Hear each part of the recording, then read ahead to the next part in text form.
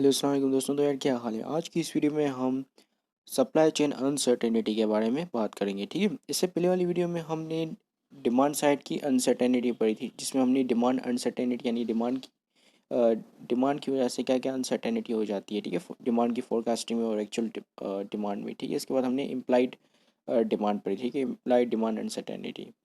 तो आज की इस वीडियो में हम सप्लाई साइड की अनसर्टेनिटी पढ़ेंगे और जानेंगे कि ये क्यों होती है। ठीक है, तो सबसे पहले यहाँ पर हमारे पास है फ्रीक्वेंट ब्रेकडाउन्स। ठीक है, अब क्या होता है कि कभी कभी जो एक प्रोड्यूसर प्रेडिक्ट करता है कि मैं इतनी प्रोडक्शन करूँगा या इतनी सप्लाई होगी, तो बाज़ औक़ात इतनी सप्लाई नहीं हो पाती है। ठीक है, और वो जो एक्चुअल सप्लाई या एक्चुअल जो प्रोडक्शन होती है वो उस प्रेडिक्टेड सप्लाई या प्रेडिक्टेड प्रोडक्शन से कम होती है। ठीक है, अब जितनी कैपेसिटी है, फॉर एग्जांपल कि एक फर्म है, उसकी कैपेसिटी है कि वो कोई अपनी प्रोडक्ट की 80 यूनिट प्रोड्यूस कर सकती है। ठीक है, लेकिन क्या हुआ कि फ्रिक्वेंट ब्रेकडाउन की वजह से वो 80 यूनिट प्रोड्यूस नहीं कर सकी। लेट्स से कि वो उन्होंने 40 यूनिट्स तक प्रोड्यूस किए। ठीक है, सो दैट इज़ अनसर्टेनिटी। ठीक है, यानी कि आप जब आप के फ्रिक्वेंट ब्रेकडाउन्स में ये होता है कि मैकेनिकल प्रॉब्लम्स हो जाती हैं। ठीक है, when there is mechanical problems in machines. ठीक है, आपकी मशीन्स आप सोच रहे हो कि भाई मैं 80 तक बना पाऊँगा। ठीक है, लेकिन आप 80 तक नहीं बना पाए, आपकी मशीन ख़राब हो गई। सो दैट इज़ अनसर्टेनिटी। ठीक है, इसके अलावा जब आपके ब्लू कलर एम्प्लॉयज़ होते हैं, जो मैनुअल लेबर करते हैं वहाँ पर कंपनीज में, इनको हम ब्लू कलर एम्प्लॉयज़ कहते हैं। ठीक है, तो वो स्ट्राइक पे चले गए। ठीक है, तो जिसकी वजह से आप अपनी प्रोडक्शन नहीं कर सके। सो ये भी आपकी एक तरह से अनसर्टेनिटी होगी, सप्लाई साइड की अनसर्टेनिटी होगी। यानी कि आपने सोचा था कि आप इतनी प्रोडक्शन करोगे, लेकिन आपकी इतनी प्रोडक्शन नहीं हो सकी। ठीक है, so that is uncertainty. There are two kinds of uncertainty, one we can control and one we can not. ठीक है, एक ऐसी सर्टेनिटी होती है जिसको हम कंट्रोल कर सकते हैं, वो है सप्लाई साइड की ये सर्टेनिटी। ठीक है, सप्लाई चेन अनसर्टेनिटी ये ऐसी अनसर्टेनिटी है जिसे हम कंट्रोल कर सकते हैं। ठीक है, अब दूसरी एक ऐसी अनसर्टेनिटी होती है जिसे नहीं कर सकते, जैसे नेचुरल डिज़ास्टर आ जाते हैं। ठीक है, नेचुरल डिज़ास्टर आ गया, आपकी फैक्ट्रीज डूब गई। ठीक है, या आपकी फैक्ट्रीज में आग लग गई, तो जिसकी वजह से आपकी प्रोडक्शन कम हो गई और आप अनसर्टेनिटी क्रिएट हो गई। ठीक है, सो इस चीज़ को फोर्स मेजर कहते हैं। ठीक है, फोर्स मेजर्स। अब दूसरा आता है हमारे पास अनप्रेडिक्टेबल एंड लो यील्ड। ठीक है, यानी कि आपने जितने इनपुट्स डाले, आपको आउटपुट जो और आपको जितनी एक्सपेक्टेशन थी कि इतने इनपुट डालूंगा तो इतना आउटपुट निकलेगा, वो इतना आउटपुट नहीं निकला, या उससे ज़्यादा निकला है उससे कम निकला। ठीक है, दोनों सूरतों में ये अनसर्टेनिटी है। ठीक है, based on the raw material capability of machineries, we set a target to achieve certain yield, but if we fail to achieve that much yield, we won't be able to make profit.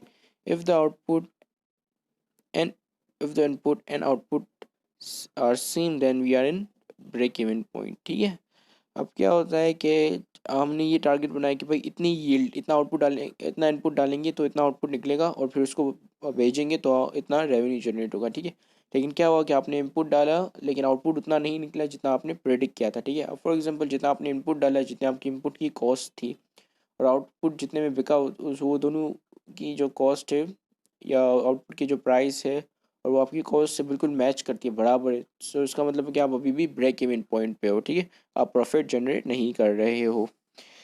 ठीक है, so that is unpredictable, that is another cause of supply chain uncertainty which is unpredictable and low yield. ठीक है, अब उसके बाद आ जाती है poor quality. ठीक है, poor quality control and control quality insurance. ठीक है, क्वालिटी कंट्रोल और क्वालिटी इंश्योरेंस ये दो इदारे होते हैं कंपनी के अंदर। ठीक है, क्वालिटी कंट्रोल यानी कि जब प्रोडक्ट बन रहा होता है उस वक्त ये क्वालिटी कंट्रोल वाले सर्वे कर रहे होते हैं कि प्रोडक्ट सही तरह से बन रहा है या नहीं बन रहा है। ठीक है, और जब वो फाइनल प्रोडक्ट बन जाता है उसके बाद वो क्वालिटी अश्योरेंस वाले उसको चेक करते हैं कि वो सही तरह से बना है या नहीं बना है। ठीक है, वो अप टू द स्टैंडर्ड्स है या नहीं है। अगर वो अप टू द स्टैंडर्ड्स नहीं होता तो उसको रिजेक्ट कर दिया जाता है उस प्रोडक्ट को। ठीक है, आगे मार्केट में सेल नहीं किया जाता, या तो फिर वो या तो फिर उसकी रीवर्किंग होती है, या तो फिर वो स्क्रैप में चले जाता है। ठीक है,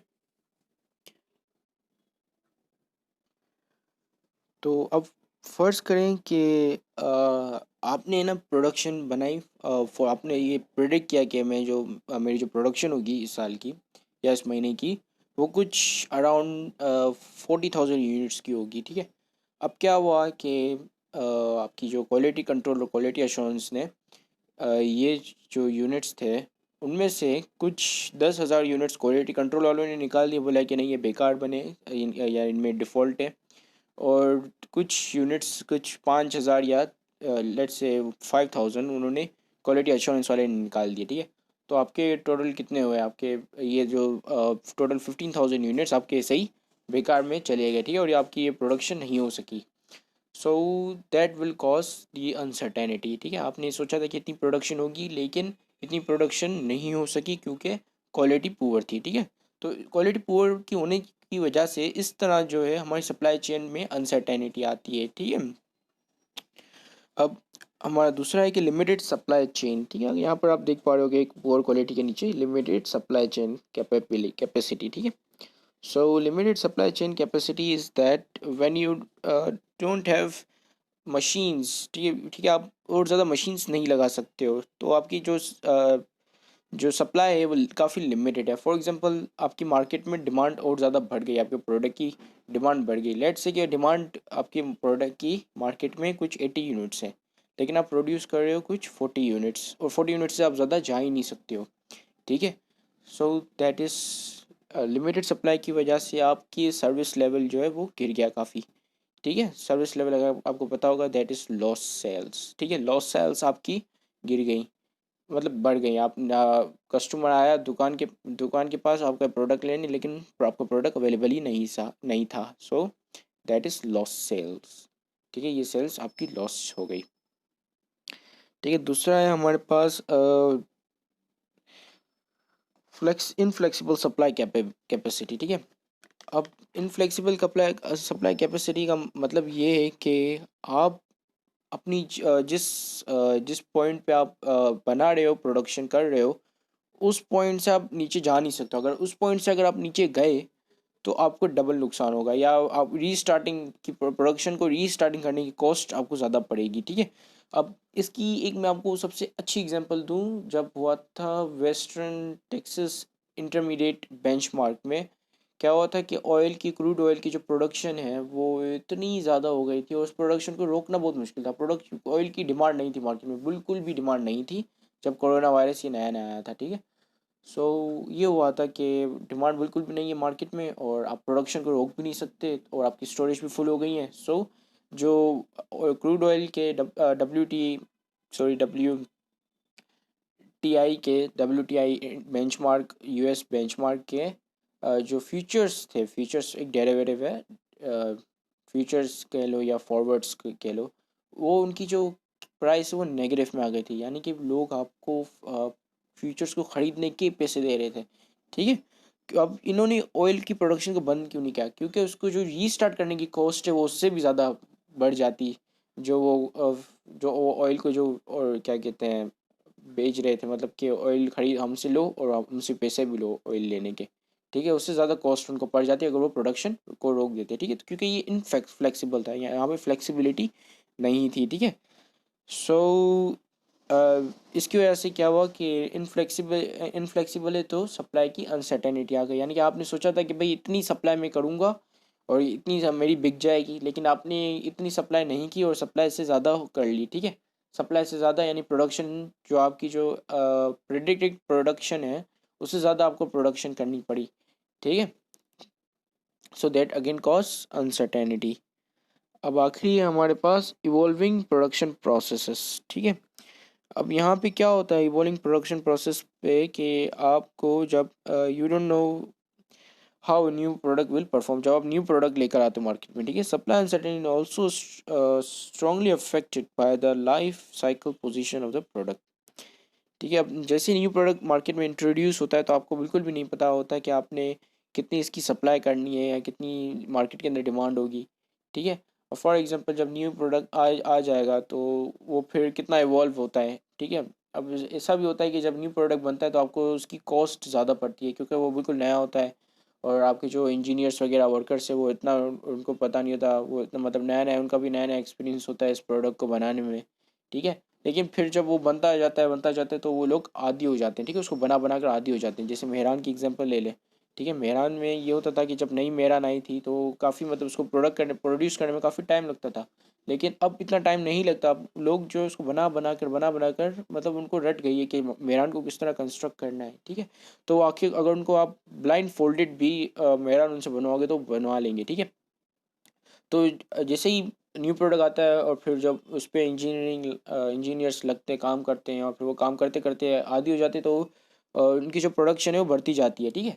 तो आप फॉर एग्जांपल आपने ये प्रेडिक्ट किया कि भाई इतनी प्रोडक्शन होगी लास्ट मंथ को कंपेयर करके, लेकिन आपके जो वर्कर्स हैं वो काफ़ी स्किल्ड होकर उसने ज़्यादा प्रोड्यूस कर लिया, ठीक है, ज़्यादा प्रोड्यूस कर लिया, so that again causes the uncertainty. यानी कि आपने जितनी प्रोडिक्शन की थी, आपकी जो एक्चुअल सप्लाई हुआ आपकी प्रोडिक्टेड सप्लाई से ज़्यादा हो गई, सो दैट इज़ अनसर्टेनिटी, ठीक है। अनसर्टेनिटी हम हमेशा उस वक्त होगी जिस वक्त आपकी जो प्रोडिक्शन है उससे आपकी प्रेडिक्टेड सप्लाई उससे आपकी एक्चुअल सप्लाई मैच ना करे, ठीक है, तो आप उसको अनसर्टेनिटी कहोगे, ठीक है। और अब हमारे पास है supply uncertainty is also strongly affected by the life cycle position of the product. ये life cycle position of the product से काफ़ी अफेक्ट होती है। New product being introduce have higher supply uncertainty because the design and production process are still evolving, ठीक है। इनके पास supply uncertainty है, जैसा कि मैंने बताया कि ये लोग इवॉल्व होते रहते हैं।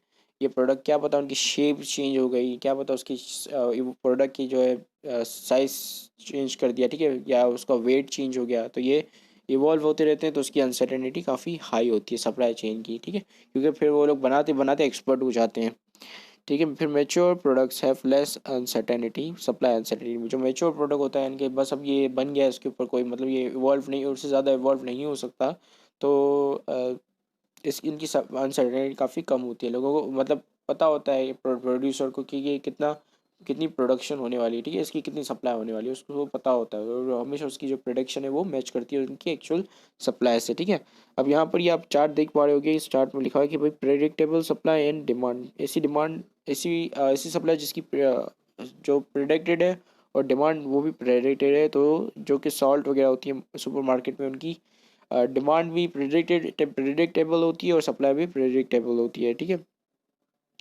फिर predictable supply and uncertain demand, और अनसर्टेन सप्लाई या प्रेडिक्टेबल डिमांड, और somewhat uncertain supply and demand, ठीक है। सो एग्जिटिंग ऑटोमोबाइल मार्केट, अगर आप ऑटोमोबाइल मार्केट को देखो तो उनकी कभी कभार सप्लाई प्रेडिक्टेबल होती है, कभी कभार डिमांड उनका प्रेडिक्टेबल होता है, कभी सप्लाई भी प्रेडिक्टेबल नहीं होती है और डिमांड भी प्रेडिक्टेबल नहीं होता, ठीक है। Highly uncertain supply and demand, जो न्यू कम्युनिकेशन डिवाइस, जैसे नया कोई प्रोडक्ट आ गया तो उनकी जो डिमांड और सप्लाई वो हाईली अनप्रेडिक्टेबल होगी, ठीक है। यहाँ पे अनसर्टेनिटी का लेवल काफ़ी हाई होगा, ठीक है। तो इसी के साथ ये वीडियो खत्म होती है और मैं चलता हूँ।